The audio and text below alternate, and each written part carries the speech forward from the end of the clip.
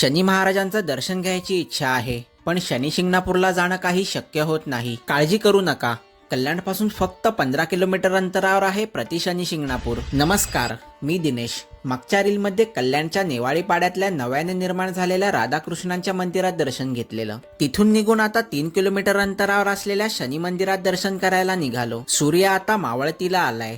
रस्त्याच्या डाव्या बाजूला लांबवर श्री मलंगड व ताहुली किल्ल्याची जोडगोळी दिसली. राधाकृष्ण मंदिरापासून साधारण 10 मिनिटांनी शनी मंदिराच्या अलीकडच्या पुलावर आलो. लांबून शनी मंदिराचा व हिरवळीचा परिसर दिसला. तिथून आता शनी मंदिराच्या आवारात आलो. मुख्य प्रवेशद्वारामधून आत मोकळ्या परिसरात आलो. सुरुवातीला एक छोटंसं मंदिर दिसलं, जे हनुमंतांचं आहे. मारुतीरायांचं दर्शन करून बाहेर आलो व समोरच शनी महाराजांचा खुला चौथरा दिसला. चौथऱ्याजवळ आलो. चौथऱ्याभोवती सुरक्षा जाळ्या लावल्या आहेत. चौथऱ्यावर मधोमध शनी महाराजांची शिळा व खाली छोटीशी मारुतीरायांची मूर्ती आहे, जी शनी शिंगणापूरची आठवण करून देते. मी खालूनच शनी महाराजांचं दर्शन केलं. दर्शन करून डाव्या बाजूला निघालो. तिथे छोटासा ओहोळ, हिरवळीचा परिसर व आपण आलेला पूल दिसतोय. शनी मंदिरासमोरच हिरवागार परिसर आहे. आता अंधार पडू लागला व परतीची वाट धरली. तुम्हाला सुद्धा हे कल्याण जवळचं प्रति शनी शिंगणापूर पाहायचं असेल, तिथे कसं जायचं याबद्दल अधिक माहिती जाणून घ्यायची असेल तर या शॉर्ट मध्ये माझे फोटो व नावाखाली संपूर्ण व्हिडिओची लिंक मिळेल.